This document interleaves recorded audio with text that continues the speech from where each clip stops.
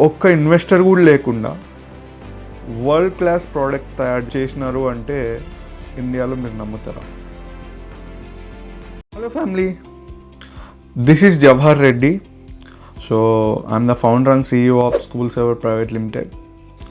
So నేను చాలామందికి తెలియకపోవచ్చు, నేను యూఎస్లో షికాగోలో ఉంటాను. So welcome to the J talks. ఈరోజు మన ఫస్ట్ బిజినెస్ స్టోరీ తెలుసుకుందాం. సో బేసిక్గా ఈ సిరీస్ చెప్పడానికి మెయిన్ రీజన్ ఏంటంటే, ఎంతోమంది నాలాంటి ఫెలో ఆంటర్ప్రెనర్స్కి ఇది చాలా హెల్ప్ అవుతుంది. రోజు ఒక స్టోరీ వినడం వల్ల వాళ్ళ పర్సెప్షన్ కావచ్చు, లేదా వాళ్ళకు వచ్చిన ప్రాబ్లమ్స్ కావచ్చు, ఈజీగా సాల్వ్ చేసుకోగలుగుతారు మెయిన్గా. సో ఈ కేస్ స్టడీస్ అవన్నీ చదవాలంటే చాలా పెద్ద పెద్ద పేరాగ్రాఫ్స్, లైన్స్, బుక్స్ కూడా ఉంటాయి. కొన్ని కేస్ అనాలిసిస్ చేయాలంటే చాలా టైం పడుతుంది.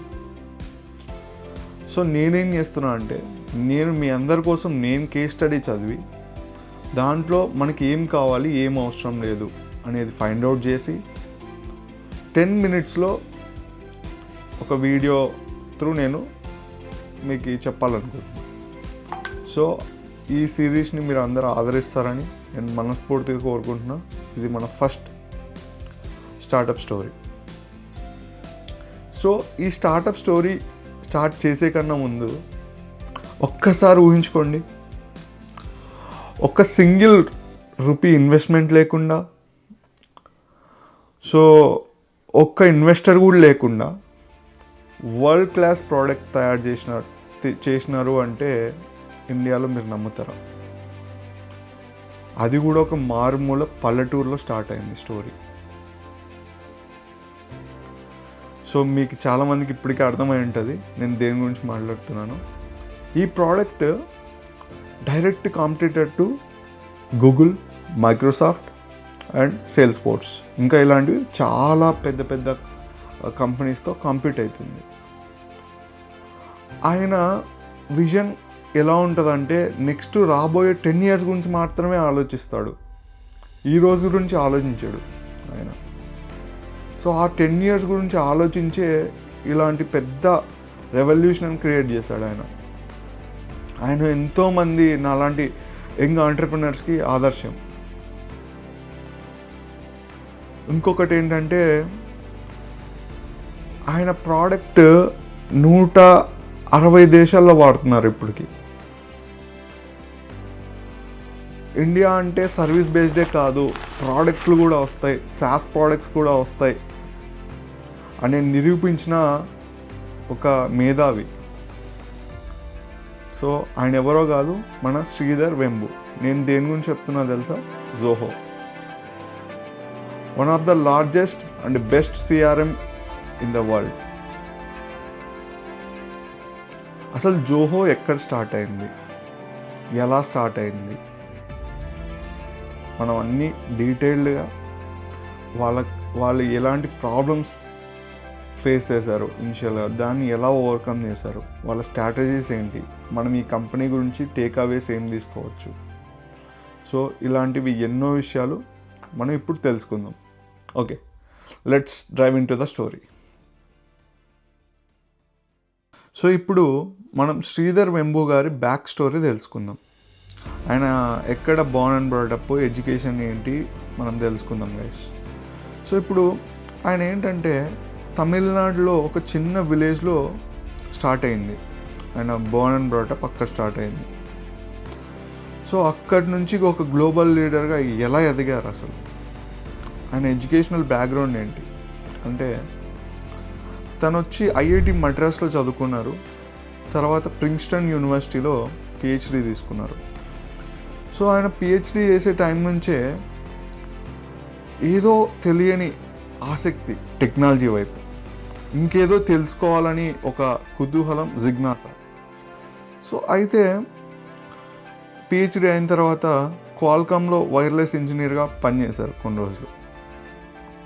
సో ఆ పనిచేసే టైంలో ఇంకా డిస్టర్బ్ అయింది తన మైండ్. సో ఎందుకు ఇండియా అంటే సర్వీసెసే, వై నాట్ ప్రోడక్ట్స్ అనే పాయింట్ ఆయన మైండ్లో ఎప్పుడు ఆయన్ని ఇబ్బంది పెట్టేది. ఏదో చేయాలి, ఈ సర్వీసెస్ నుంచి మన ఇండియాలో కూడా ఒక SaaS ప్రోడక్ట్ని తీసుకురావాలి. ఈ సర్వీసెస్ ఏంటి, అందరూ సర్వీసెస్ మీదనే పడితే ఇండియా ఎప్పుడు ప్రొడక్ట్స్ ప్రొడ్యూస్ చేస్తుంది ఆర్ క్రియేట్ చేస్తుంది అనేది ఆయన మైండ్లో గట్టిగా ఉండేది. సో 1996లో ఆయన ఒక బిగ్ స్టెప్ తీసుకున్నారు. అడ్వెంట్ అనే ఒక కంపెనీని స్టార్ట్ చేశారు. లేటర్ దాన్ని జోహోలా కన్వర్ట్ చేశారు అనుకోండి. సో ఆయన colleagues and brothers total 6 members ఇప్పుడు జోహోలో కరెంట్ కోఫౌండర్స్. సో వాళ్ళందరూ కలుసుకొని స్టార్ట్ చేశారు. జోహో మెయిన్ ఉద్దేశం ఏంటంటే ఒక world class SaaS product India నుంచి రావాలి. మెయిన్ శ్రీధర్ వెంబు గారి విజన్ అది, ఇండియా నుంచి ప్రోడక్ట్స్ రావాలి. సో అది నేనెందుకు చేయకూడదు అనే పర్సెప్షన్తో ఈ జోహోని స్టార్ట్ చేశారు బేసిక్గా. సో జోహో చాలా అంటే చాలా కష్టాలు పడింది ఎర్లీ స్టేజెస్లో. ఎందుకంటే ఇక్కడ మెయిన్గా ఇన్వెస్టర్స్. సో ఈయన ఛాలెంజెస్ ఎన్ని ఉన్నాయంటే ఇనిషియల్ స్టేజెస్లో మీరు నమ్మరు గైస్. జోహో అనేది ఒక చిన్న సిటీలో చెన్నై దగ్గర స్టార్ట్ అయింది. చిన్న ఆఫీస్, బ్రాండ్కి రికగ్నేషన్ లేదు, ఒక సైడ్ ఏమో ఫండింగ్ లేదు. సో ఇనిషియల్గా ఇన్వెస్టర్స్ దగ్గరికి వెళ్ళారు, ఎవరు ఇవ్వలేదు. ఇన్ఫ్యాక్ట్ నవ్వారు గైస్ జోహోని చూసి. అసలు నువ్వు సేల్స్ ఫోర్స్ గూగుల్ డాక్స్తోనే కంప్లీట్ అవుతావా, నీ ప్రోడక్ట్లో అంత దమ్ము ఉందా అని ఎంత క్రిటిసైజ్ చేశారంటే అసలు అన్ఇమాజినబుల్. ఆ క్రిటిసిజం నుంచి ఒక ఫైర్ లేసింది గైస్. అసలు ఆ ఫైర్ ఎలాంటిదంటే ఈరోజు మన ఇండియాలో ఇంత పెద్ద హిట్. అసలు జోహో వాడని కంపెనీ ఏముంది చెప్పండి? ఆల్మోస్ట్ చాలామంది వాడతారు జోహో. అంత బ్రాండ్ని క్రియేట్ చేశారు. అంటే ఇదంతా 25 years, ఆల్మోస్ట్ 20 years అంటే 2 decades. ఎంత కష్టము, ఎంత కన్సిస్టెన్సీ ఉండాలంటే అది ఒక రోజులో అయ్యేది కాదు ఫ్రెండ్స్. మీరు నమ్మరు. ఆంటర్ప్రెనర్స్ అంటే ఏదో ఓవర్ నైట్ సక్సెస్ స్టార్లాగా చూస్తుంటారు ప్రోడక్ట్ సక్సెస్ అయిన తర్వాత. సో ఆ ప్రోడక్ట్ సక్సెస్ కాకముందు పడే కష్టాలు ఎవ్వరు పట్టించుకోరు కూడా, ఎందుకంటే వాళ్ళకి అవసరం లేదు. They don't care. సక్సెస్ అయిన తర్వాత అందరూ వచ్చేవాళ్ళే. సో ఇక్కడ ఈ పాయింట్ ఎందుకు నేను ఇంత స్ట్రెస్ చేసి చెప్పాల్సిన కారణం ఏంటంటే ఇప్పుడు నేను కూడా అదే స్టేజ్లో ఉన్నాను బేసిక్గా. ఇలా 1-2 కాదు గైస్ ఆయన పడిన కష్టాలు. ఆ టైంలోనే .com బబుల్ కూడా వచ్చింది. అందరూ ఎలా చూసారంటే నేను లిటరల్గా ఒక జోకర్లా చూసారు, అది వర్కౌట్ కాదా అని అన్నారు. ఈవెన్ మనం ఇప్పుడు ర్యాపిడో కేస్ స్టడీ తీసుకున్నా కూడా ర్యాపిడో ఫౌండర్స్ ఎంతమంది దగ్గర గైస్ ఇన్వెస్టర్స్ దగ్గరికి వెళ్ళింది ఫండింగ్ కోసం. ఎవరైనా ఇన్వెస్ట్ చేశారా స్టార్టింగ్ స్టేజ్లో? బైకులు ఎవరు తోలుతారు, బైకులు ఎవరు ఎక్కుతారు, అది వర్కౌట్ కాదు అన్నారు.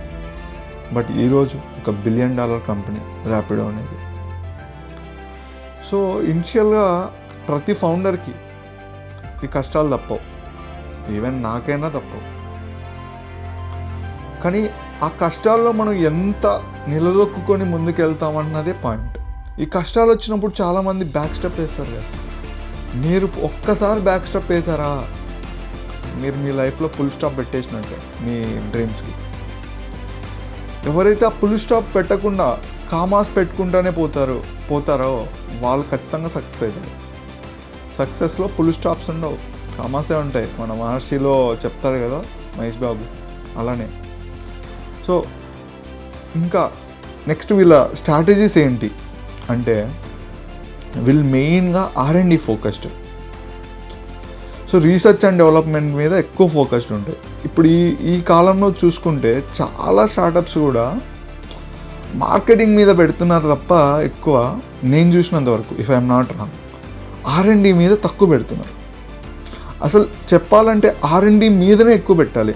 ఎందుకంటే మీ ప్రోడక్ట్ నెక్స్ట్ 10 years సర్వైవ్ కావాలంటే R&Dయే కీ రోల్. R&D టీం ఎంత స్ట్రాంగ్ ఉంటే మీ ప్రోడక్ట్ని అంత కాపాడుకోవచ్చు. మీరు ఇనిషియల్గా మార్కెటింగ్ పెడితే ఇనిషియల్గానే ఉంటుంది, అంటే ఇనిషియల్గా కస్టమర్స్ వస్తారేమో, లేటర్ ఆన్ మన ప్రోడక్ట్ ముందుకు పోవాలంటే చాలా ఇంపార్టెంట్ ఆస్పెక్ట్ ఏంటంటే R&Dనే గైస్. సో మెయిన్ ఫోకస్ వాళ్ళది అది. సెకండ్ మెయిన్గా R&D కాకుండా ఇంకా వీళ్ళు ఏం చేశారంటే, ఈ CRM చూసుకుంటే మీరు 50+ అప్లికేషన్లు ఉంటాయి ఒకటే CRMలో. అంటే ఒక వన్ స్టాప్ సొల్యూషన్ లాగా బిజినెస్కి. దాంట్లో అకౌంటింగ్ ఉంటుంది, HR ఉంటుంది, ఇంకా పేరోల్ రన్ చేసుకోవచ్చు, ఇలా ఎన్నో చేసుకోవచ్చు. ఆఫీస్ మెయిల్స్ ఇస్తుంది జోహో, అదొక ప్లస్ పాయింట్ అయింది. ఇంకోటి ఏం చేశారంటే, ఒకటి ఇక్కడ వాళ్ళకి ఇన్వెస్టర్స్ లేరు. Completely Zoho is boot stopped company. అంటే బయట నుంచి ₹1 ఇన్వెస్ట్మెంట్ ఈ రోజుకి లేదు గైస్, మీరు నమ్మరు. ఈ రోజుకి కూడా ఒక్క ఇన్వెస్టర్ కూడా లేరు. వాళ్ళు ఎంత డబ్బులు సంపాదిస్తారో దాంట్లో మెజారిటీ ఆఫ్ ద డబ్బులు R&D మీద కావచ్చు, లేదా ఇంకా ఇంట్రెస్టింగ్ స్టార్టప్స్ ఉంటే దానిలో ఇన్వెస్ట్ చేయడం కావచ్చు, ఇలానే రొటేట్ చేస్తారు తప్ప బయట నుంచి ₹1 కూడా తెచ్చుకోరు. ఇది వాళ్ళకి పెద్ద మేజర్ అడ్వాంటేజ్. అసలు ఈ బూట్ స్టాప్ కంపెనీలో ఉన్న బ్యూటీనే అది గైస్. ఇన్వెస్టర్స్ ఏదో అడుగుతారు, ప్రెజర్ ఉంటుంది, వాళ్ళకి అన్ని ఆన్సర్లు చెప్పాలని లేదు. ఈరోజు ఎంతైతే నెట్ ప్రాఫిట్ వాళ్ళకి మిగులుతుందో అదంతా రీఇన్వెస్ట్ చేయొచ్చు. వాళ్ళు ఇష్టం వచ్చింది చేయొచ్చు. వాళ్ళకి ఎవరు రెస్ట్రిక్షన్స్ పెట్టే వాళ్ళే లేరు. నో మోర్ రెస్ట్రిక్షన్స్ బేసిక్గా. ఇంకోటి మేజర్గా వాళ్ళు తీసుకున్న స్ట్రాటజీ ఏంటంటే, ఇది స్ట్రాటజీ అని చెప్పచ్చు, ఆయనకున్న మంచి విజనరీ లీడర్షిప్ అని చెప్పచ్చు, ఇంకా చాలా చెప్పచ్చు. ఈ పాయింట్ ఏంటంటే రూరల్ డెవలప్మెంట్, రూరల్లో ఉన్న యువతని డెవలప్ చేయడం. జోహో స్కూల్స్ స్టార్ట్ చేసింది, కాలేజ్ స్టార్ట్ చేసింది, ట్రైన్ చేస్తుంది 6 months, తర్వాత జోహో కంపెనీలోకి తీసుకుంటుంది. సో అలా ఏమవుతుందంటే, అలా చేసినప్పుడు 2 అడ్వాంటేజ్. ఒకటి, మనం ఒక స్కిల్ఫుల్ పర్సన్ని మనకి కంపెనీకి ఏ విధంగా కావాలో ఆ విధంగా మనం డెవలప్ చేసుకోవచ్చు. రెండోది, మన లోకల్ యువతరాన్ని ఎంకరేజ్ చేసినట్టు కూడా ఉంటుంది. సో ఈ 2 పాయింట్స్, ఇది one of the major strategy అని చెప్పచ్చు జోహోకి. సో ఇలాంటి ఎన్నో స్ట్రాటజీస్ చెప్పుకుంటూ పోతే చాలా ఉన్నాయి గైస్. జోహో ఒక ఈచ్ అండ్ ఎవ్రీ స్టెప్లో ఒక ప్రాబ్లం వచ్చినప్పుడు ఎంత స్ట్రాటజిక్గా థింక్ చేసి ముందుకు వెళ్ళారంటే, అందుకే గైస్ ఈరోజు ఇంత బూట్ స్టాప్డ్ కంపెనీ అయినా ఇన్ని వేల మంది వాడుతున్నారంటే, over millions of people in different countries, అంటే ఆల్మోస్ట్ ఒక 120-160 కంట్రీస్లో ఉంది జోహో. సో వీటికి అన్నిటికీ మేజర్ కారణం వీళ్ళు తీసుకున్న స్ట్రాటజిక్ డిసిషన్స్ అని మాత్రమే నేను బల్లగుద్ది చెప్తాను ఈ పాయింట్లో. సో వాళ్ళకి ఛాలెంజెస్ రాలేదా అంటే వచ్చాయి. ప్రతి కంపెనీ అన్నాక ఛాలెంజెస్ వస్తాయి, దాన్ని ఓవర్కమ్ కూడా చేశారు. సో ఈ ఛాలెంజెస్ ఏమేమి వచ్చాయి అని మనం చూసుకుంటే, ఇందాక చెప్పినట్టు స్టార్టింగ్లో బ్రాండ్ రికగ్నైజేషన్ లేదు, ఆఫీస్ సెటప్ లేదు, కస్టమర్ బేస్ లేదు, ఫండ్స్ లేవు, తర్వాత చాలామంది క్రిటిసైజ్ చేశారు. ఇలాంటివి ఎన్నో ఉంటాయి. సో దీని నుంచి వాళ్ళు ఎలా ఓవర్కమ్ అయ్యారో చూద్దాం మనం.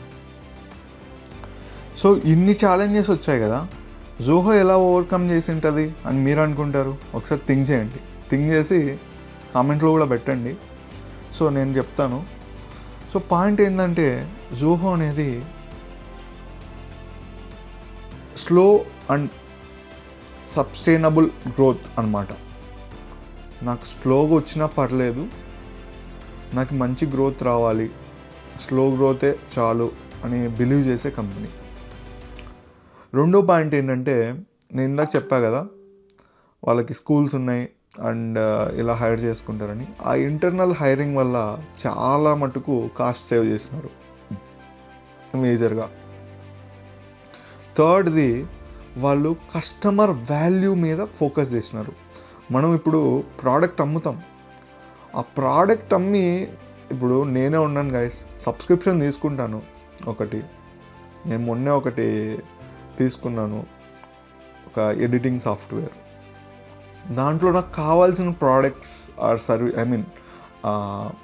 కావాల్సిన వాల్యూ నాకు యాడ్ అయితే, అంటే టెంప్లెట్స్ కావచ్చు, ఇలాంటి వీడియోస్ ఏమన్నా ఉంటే కావచ్చు, ఇలాంటివి నాకు బాగా నచ్చినాయి అనుకోండి, నేను నెక్స్ట్ మంత్ తీసుకుంటాను. లేదనుకో తీసుకోను కదా, ఎవరైనా అంతే. సో ఇక్కడ వాళ్ళు ఫోకస్ చేసింది కూడా ఇదే. సెకండ్ మంత్ రిటెన్షన్ రావాలి అంటే, సెకండ్ మంత్ ఆ కస్టమర్ మళ్ళీ తిరిగి జోహోనే అప్రోచ్ కావాలంటే ఎలాంటి వాల్యూ కస్టమర్కి ఇవ్వాలి అనేది మేజర్గా ఫోకస్ చేశారు. They got succeeded. A company అయినా, ఏ బిజినెస్ అయినా కస్టమర్ ఈజ్ గాడ్ అనేది ఎందుకంటే ఇదే. కస్టమర్కి వాల్యూ మనం ఎప్పుడైతే ఇస్తామో వాళ్ళు వద్దన్నా వస్తారు గైస్. నీకు వద్దు అన్నా నువ్వు ఎంత ప్రైస్ పెట్టినా కూడా లేటర్ పాయింట్లో వస్తారు. ఆ వాల్యూ వర్త్ ఇట్ అని వాళ్ళకి అనిపించాలి. ఆ వాల్యూ మనం ఎలా ప్రొవైడ్ చేయాలనేది మన కీ డెసిషన్స్ మీద ఆధారపడి ఉంటుంది. సో ఆ వాల్యూ మేజర్గా ప్రొవైడ్ చేశారు. సో ఇంకోటి word of mouth. Guys trust me, ఏ బిజినెస్కైనా వర్డ్ ఆఫ్ మౌత్ అనేది చాలా ఇంపార్టెంట్. ఎంత ఇంపార్టెంట్ అంటే, అసలు ఈ వర్డ్ ఆఫ్ మౌత్ కనుక బయటకు పోయిందంటే మీరు జీరో మార్కెటింగ్ కాస్ట్ గైస్. మీకు అసలు ఎంత పవర్ఫుల్ అండ్ ఇన్ఫ్లుయెన్షియల్ పాయింట్ అంటే వర్డ్ ఆఫ్ మౌత్ అనేది చాలా ఇంపాక్ట్ చేస్తుంది. జనాలు ఇప్పుడు ఒక రెస్టారెంట్ దగ్గరకో ఒక షాప్ దగ్గరికి వెళ్తారు. ఆ జనాలు కనుక పొరపాటున అస్సలు బాగాలేదు అని ఒక 10-15 మంది కంటిన్యూస్గా చెప్పారనుకోండి, ఎంత ఇంపాక్ట్ గైస్. వాళ్ళు ఎంత మార్కెట్ చేస్తే what happens? Nothing will happen. ఏం కాదు ఇంకా. సో జోహో కూడా ఇలాంటి ఛాలెంజెస్ని అన్నీ ఇంత స్మూత్గా హ్యాండిల్ చేసి ఓవర్కమ్ చేసింది. సో ఇప్పుడు జోహో కరెంట్ స్టేటస్ ఏంటంటే 100 మిలియన్ కస్టమర్స్ ఉన్నారు జోహోలో ఈ రోజుకి. సో గూగుల్, మైక్రోసాఫ్ట్ అండ్ సేల్స్ ఫోర్స్తో కూడా కంపీట్ అవుతుంది. కాంపిటీటర్స్, బేసిక్గా గ్లోబల్ కాంపిటీటర్ అనొచ్చు. ఈ పాయింట్లో నేను చాలా ప్రౌడ్గా ఫీల్ అవుతా, ఇండియా నుంచి ఒక కంపెనీ ఒక గ్లోబల్ కంపెనీస్కి కంపీట్ అయిందని. అండ్ 9 కంట్రీస్లో ఆఫీసెస్ ఉన్నాయి, 15,000+ ఎంప్లాయీస్ ఉన్నారు. So across the India globe. So ఇదంతా current status of the Zoho. One of the most profitable and private held company Zoho ఇండియాలో.